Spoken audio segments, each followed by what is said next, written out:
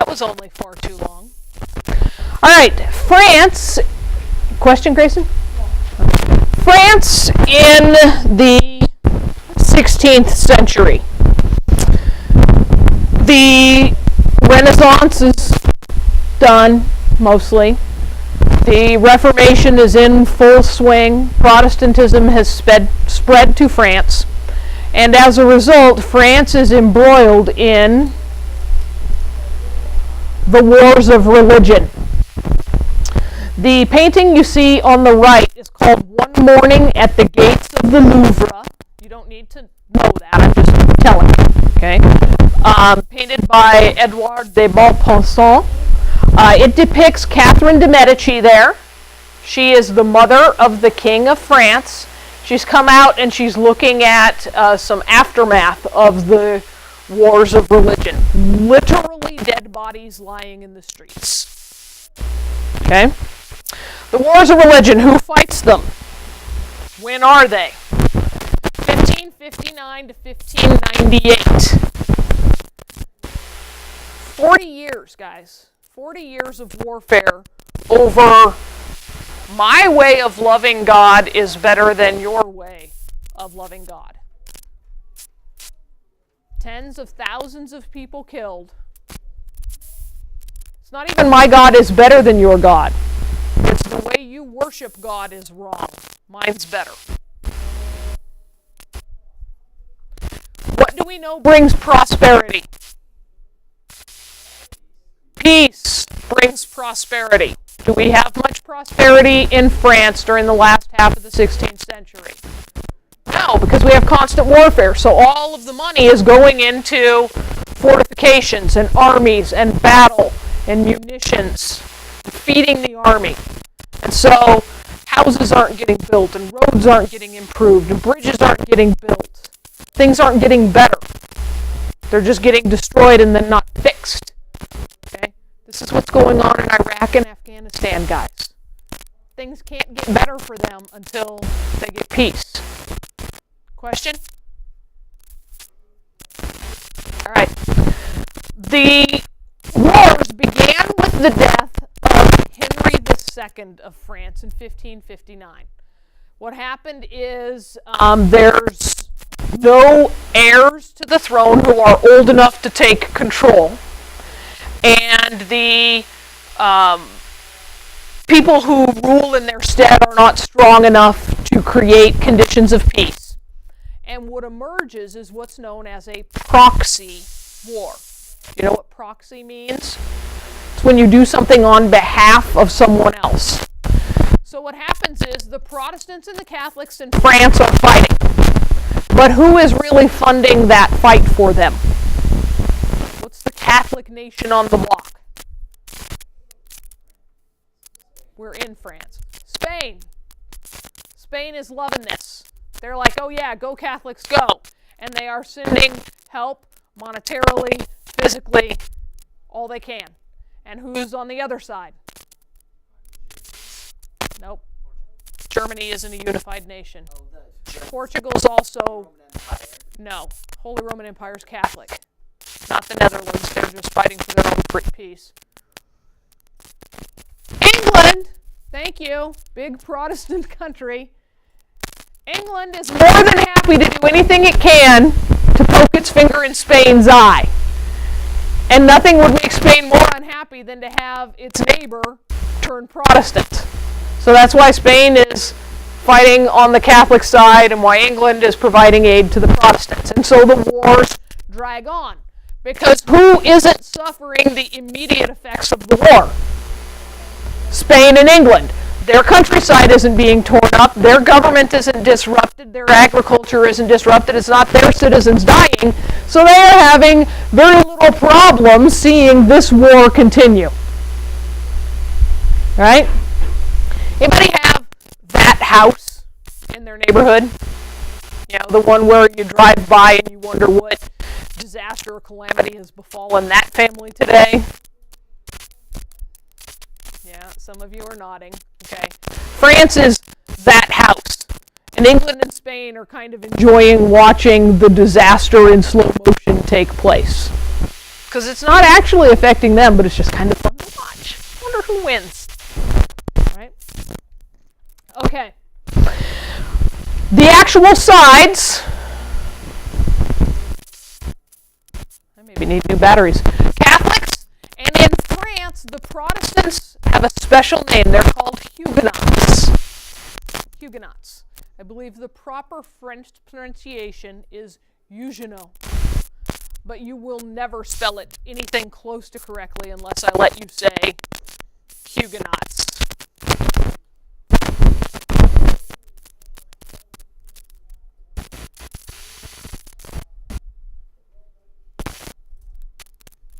Okay. Nobody wins the wars of religion. They're essentially fought to a draw. There is no winner. No, eventually peace is established, but there's no clear victor. The Catholics can't say, we won, and the Protestants can't say, we won. There's just, we fought.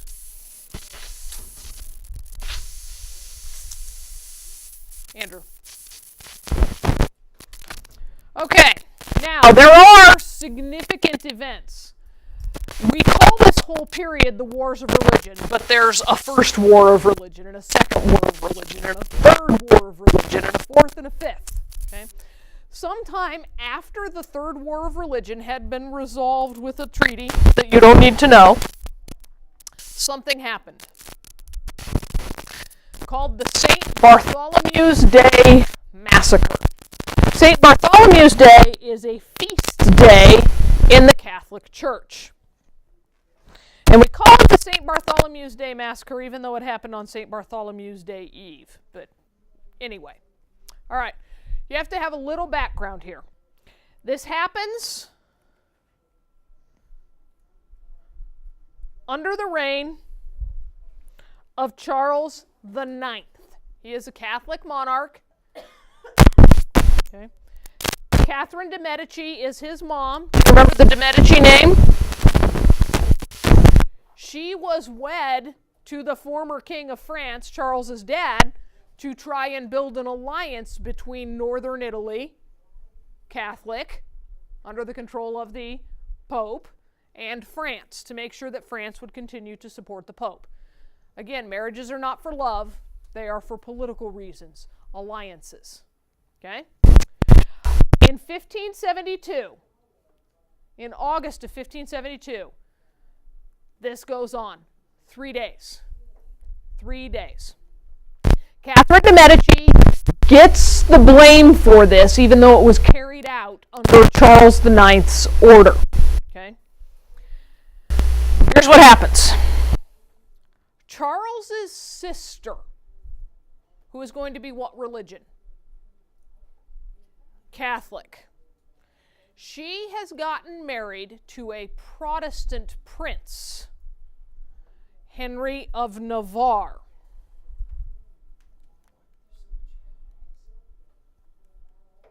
She got married to Henry of Navarre.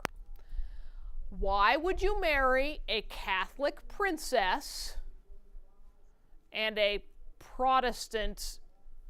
He's the king of Navarre, which is a region that today is part of France. To try to convert them to Catholicism? Not to try to convert them. Alliance. To secure the peace that's just been negotiated, ending the third war of religion. Okay? Now there's a problem. For a Catholic to marry a Protestant, even today, what has to happen? One has to convert in order for the church to recognize it. If a Catholic's going to marry a Protestant and wants the Catholic Church to recognize it, that Protestant needs to become a Catholic. Well, Pope Gregory XIII does not approve of this marriage. He does not.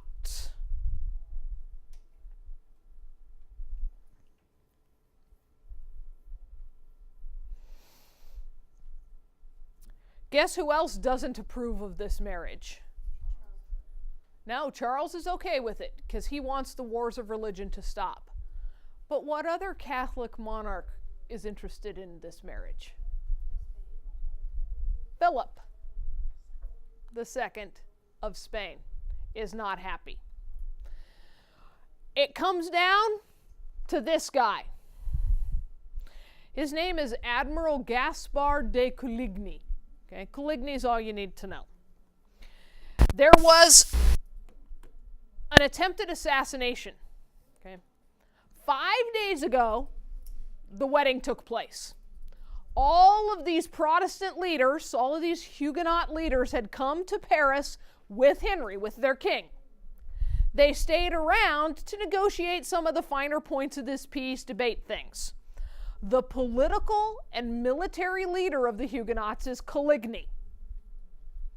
3 days after the wedding, somebody attempts to assassinate Coligny.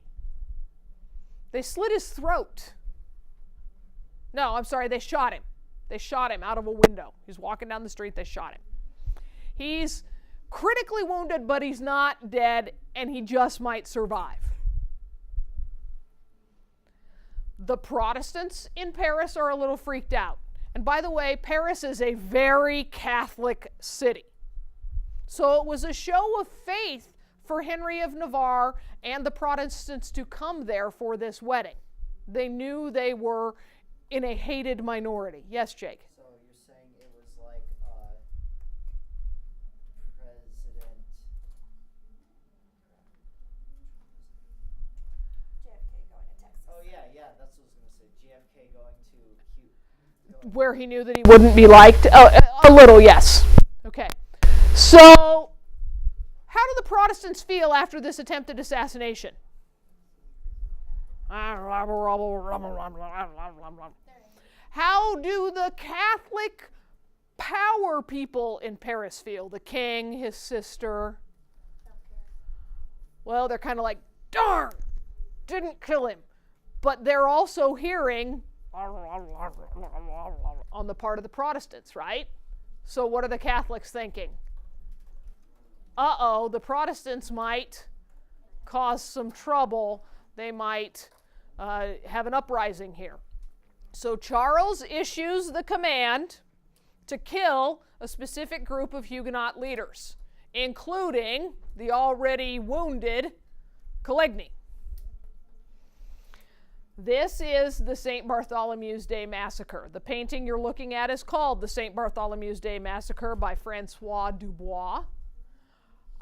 It was this bad.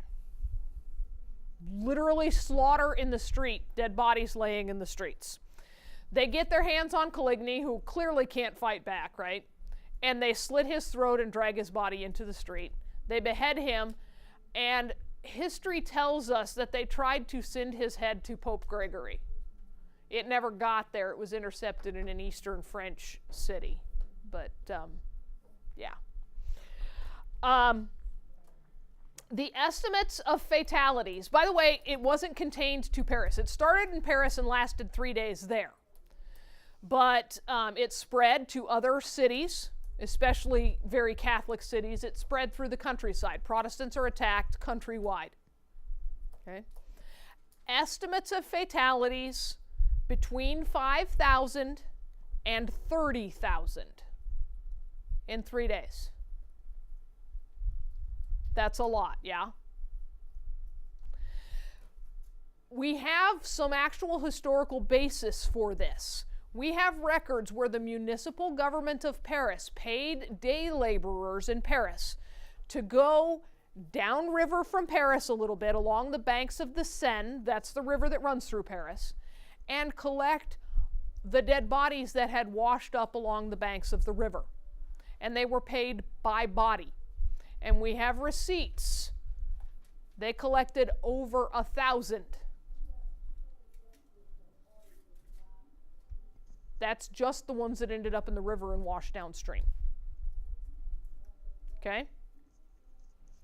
That's quite a lot of dead bodies.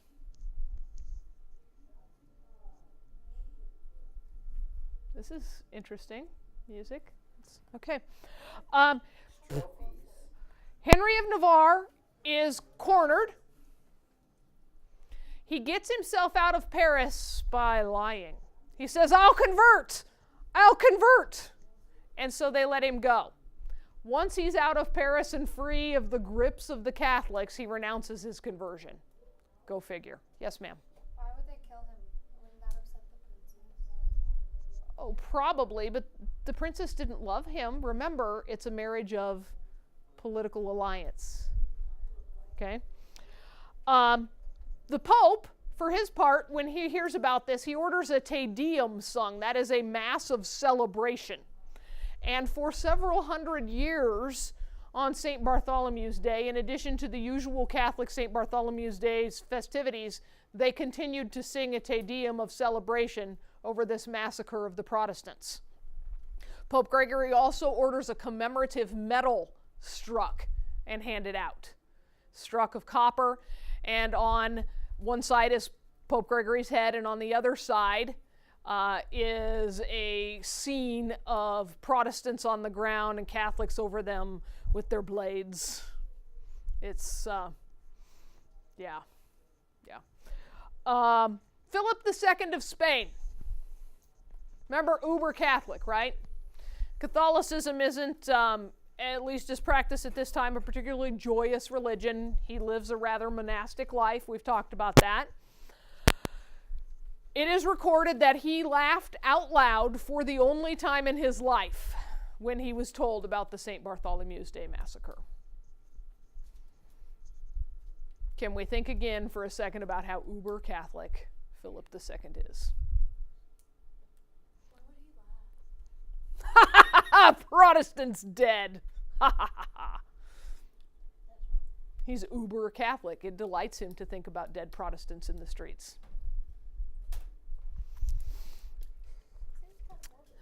These colored territories are Navarre. This is what Henry was king of when he married the king of France's sister, okay, Margaret.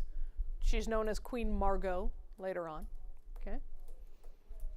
So now we have a pretty good unified France. There's Henry and his bride. They were young. So cute, so in love. Henry had become king of Navarre in 1572, so just before his marriage to the princess, a year before the massacre.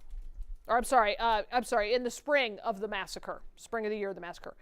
Henry had been baptized as a Catholic, but his mother had raised him as a Protestant. He will inherit the throne of France. Oops, this is what the Catholics were afraid of when they let him marry the king's sister. He inherits the throne of France in 1589. Why? Because Charles IX died without heirs. No kids. Yes, ma'am. Is he also known as Henry IV? The reason he is able to take the throne is not because he was married to the king's sister, but because when you go back along Henry's family tree, Louis IX, also known as Saint Louis, is there. So he was blood entitled to the throne as well as by marriage. Okay? He is, when he takes the throne, a Huguenot. When he takes the throne, he becomes Henry IV of France. So Henry of Navarre is Henry IV when he is king of France. Just like Charles was Charles the First of Spain and Charles V, the Holy Roman Emperor. Yes? He changed that how he spelled Henry too. Why did he change it? I changed it to match what your book repeatedly shows you. In French, Henri would always be spelled with an I. This textbook takes and turns their names into the English versions of them. It's kind of not okay, but it's hard on you guys if things are different. So when we were using the French of Navarre, I left it as the French. It would be Henri of Navarre. Navarre, right? Henri of Navarre. And now it's Henry the Fourth. Henry. Okay. What? Well, he's the fourth guy named Henry to rule France. Did that get some like problems? Not that we know of. And Louis the Ninth was a ways back on his family tree. Okay. He's crowned in 1589, and guess who hates him? The Catholics. Right? They hate him. For 4 years, they're doing everything they can to disrupt his rule, short of actually attempting to overthrow him. In 1593, Henry is reported to have said, "Paris is well worth a mass." Meaning, he couldn't go to Paris, the capital of France, when he was king for the first 4 years. Because Paris is such a Catholic city, he feared for his life. He'd have gotten out of there by lying before, and they were still ticked about that. So he says, Paris is well worth a mass, meaning, I'll convert and start attending Mass in order to be able to rule France from its capital. So he converts in 1593 and becomes a Catholic. Now who doesn't like him? And the Catholics. Because he said he was going to convert once and renounced it. How do we know he's actually converted and is a believer? Maybe he's just saying so. And the Protestants don't trust him because he was baptized Catholic. Maybe he's been a Catholic all along. And if he were truly a Protestant, he would have stayed a Protestant. So now, he has nobody. Everybody dislikes and distrusts him. Okay? He betrayed his faith. How could he do that? In 1598, Henry issues an edict from the city of Nantes. So it is called the Edict of Nantes. Do not say Nantes. This is French. They like to add unnecessary extra letters that are just there for decoration at the end of letters. Nantes. Okay. The S is just there so you can end with a flourish, I guess. I never took French. I should have. 1598. The point is to end once and for all the wars of religion, and he does.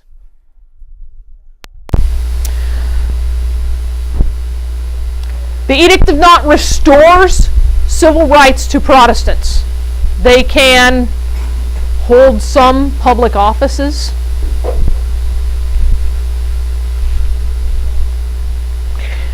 It affirms Catholicism as the established religion of France. There's not an official religion, but the Edict of Nantes says, we get it. Most of you are Catholics. Great. But we need to acknowledge that there are some Protestants out there and they need to be able to live alongside us in peace. Okay? This is what the Edict of Nantes is saying. Henry also understood that the royal army couldn't be everywhere all the time to protect these Protestants, and that the Catholics were still hating on them. And so part of the Edict of Nantes grants Protestants the right to establish strongholds. These are Protestant cities that were allowed to have walls and armies. And the king even supported them financially. He recognized that this was necessary for Protestants to feel safe in France. The Protestants kind of like him a little more, and the Catholics feel very betrayed by the Edict of Nantes. There are parts of the Edict of Nantes that have to be renewed every 8 years. They automatically expire unless the king says, no, do over. Let's carry it on. He continues to renew those every 8 years. This is going to be important when he's not king anymore. So remember this. Henry as king beyond the Edict of Nantes. Am I going too fast? Still lots of people writing. I'll slow down.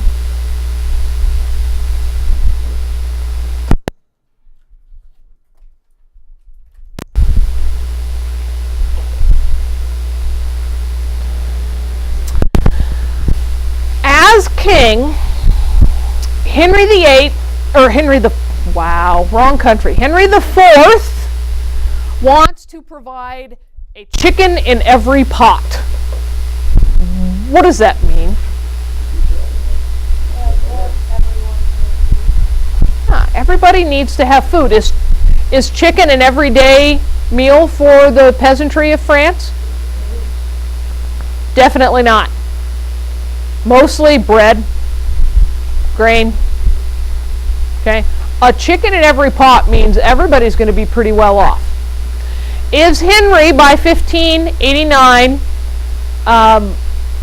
realistic in saying this is my goal? Well, he's ended the wars of religion, so he can aim for prosperity like this. He wants justice throughout France. When there isn't a strong government, corruption seeps in. Taxes aren't collected. Local officials aren't necessarily doing the right thing because there's nobody up higher to hold them accountable.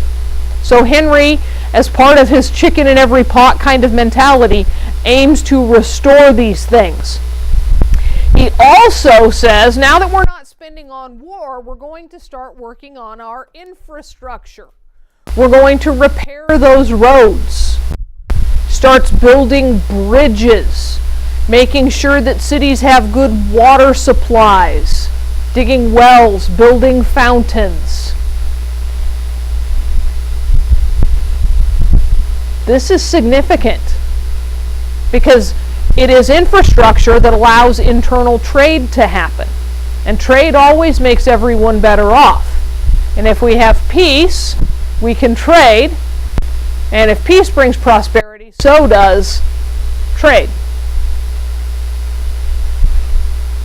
He is well on his way to achieving these goals when in 1610 he's assassinated by Catholic fanatics who thought that he was not Catholic enough. They still didn't trust him. So he's assassinated, leaving his 9-year-old son, Louis XIII, in his portrait here, to take the throne. Well, this is great. Fantastic. We had a mature king who was making progress for the country, but because he isn't Catholic enough, let's kill him and see how a 9-year-old does. Yeah, because 9-year-olds are totally suited to rule large kingdoms. But he was raised by his dad, so wouldn't he, like... He's Catholic. Both Catholic and... No, he's Catholic. That doesn't make sense. I don't trust his dad, but they'll trust him when his dad raised him. Well, he's only 9. Dad hasn't probably corrupted him yet. Now, here's what happens. When you've got a 9-year-old on the throne, who's really in charge? The advisors. And so the nobility of France start getting stronger, and the monarchy that Henry had been working to strengthen to provide that central control to ensure the peace and prosperity is weakened. It's a problem. Okay? You guys had enough physical science to know that matter can't be created or destroyed, right? Okay. Think of power like matter. There's a fixed amount of power in France. And if Henry had been drawing power for the monarchy and making the monarchy stronger, who had been losing power? The nobility. And they don't like that, do they? This is not like a diet where they're like, oh, okay, shedding that power. Woo! Right? And so, with a young, weak, ineffective king, guess where the power goes? Gets sucked right back out of the monarchy and back to the nobility. And France goes backwards. Until Cardinal Richelieu emerges on the scene. He here he comes to save the day. All right. Cardinal Richelieu is, as you can possibly tell by his title and the painting of him, a cardinal in the Catholic Church. Well, my goodness sakes. With this man appointed by Louis XIII to be his chief minister, we can be assured that we have a fully Catholic monarch. After all, a man of the cloth is the chief minister of the government. Now, Richelieu, being a clergyman, is not interested in power for power's sake. Wink, wink. Richelieu was a little power hungry. He liked having the power of the monarchy, he liked exercising it, and he loved taking that power away from other people. He knew that for France to be successful and stable, the monarchy needed to be very strong. And so while Richelieu was minister for 18 years, starting in 1624, okay, I think Louis was maybe 23 when he appoints Richelieu. I'd have to go back and do the math, but somewhere around there. For 18 years, he works to weaken the nobility, and who else might Cardinal Richelieu target? The Protestants. We already said nobility. He's also going to target the Protestants. He sees to it that he can weaken any opposition to the throne. He aims first at the nobility. No more private armies, nobles. Aw, shucks. No more private armies. This is totally the end of feudalism in France. Now we can't constantly fight each other in petty wars. Worse than that, now you can't ally with one another to target the king. Well, you could still defend yourself, except that Richelieu also said, you and your silly fortified castles. No more moats, no more walls. Tear them down. Yep. Yes, ma'am. Why does this man have to do so much? Why does he make it himself? Oh! He's not going to be able to keep the power for himself. He's not in the royal bloodline. So may as well exercise the power on behalf of the king, live a life of luxury. I mean, look at the dude. Talk about gratuitous fabric, right? And what is he very proud of in this painting? What's he got in his hand? His cardinal's cap. He's very proud of that. Cardinals are known as the princes of the church. It's Pope, the cardinals. They run the church. So he's a big deal. Okay. So we got the nobility taken care of. Now, let's go after those Huguenots. He has Louis stop renewing some of those every 8 years provisions.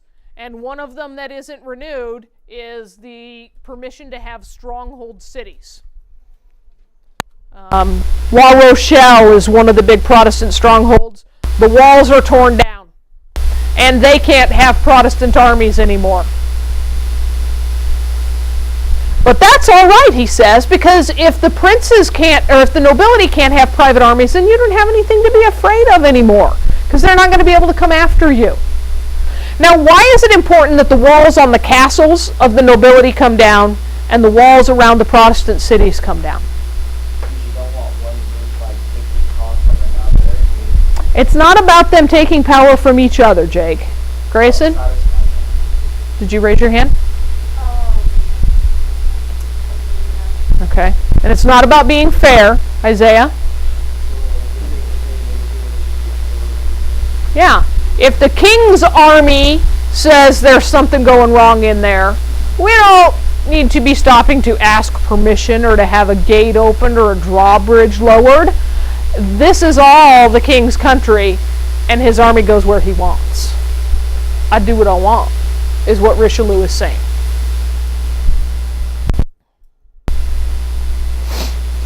The final step in weakening the nobility is to require them to be at court.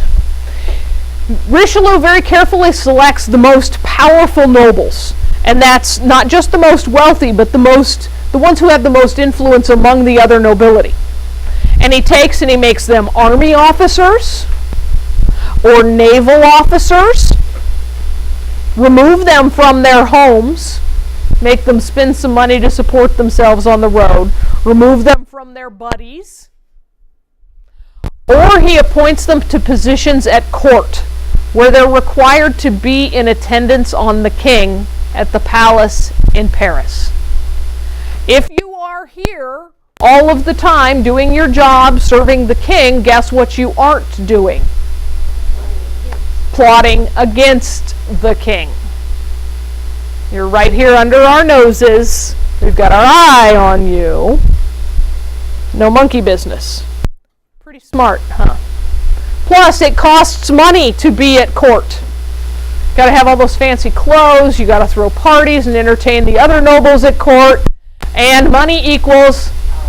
And so if you are spending the money, you are losing power. All right, you guys are picking up on some of these trends pretty quickly. I like that. All right. Oh, come on. We've still got 8 minutes left. Isn't this third hour? Oh, oops. All right. I got one more. Richelieu handpicks the guy who's going to take over after him. He knows he's getting to the end of his life. He knows he's dying. And so he picks Cardinal Mazarin to be chief minister after him. And Louis goes, okay, no prob, Bob. And we will start with our next Louis tomorrow.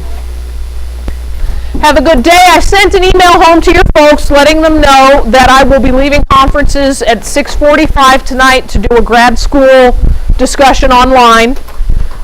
If they're planning on coming, just remind them that they should come see me before then or they'll be frustrated. If you don't want them to see me, don't think that by not telling them they won't know, because again, I sent a mass email home. Oh. All right.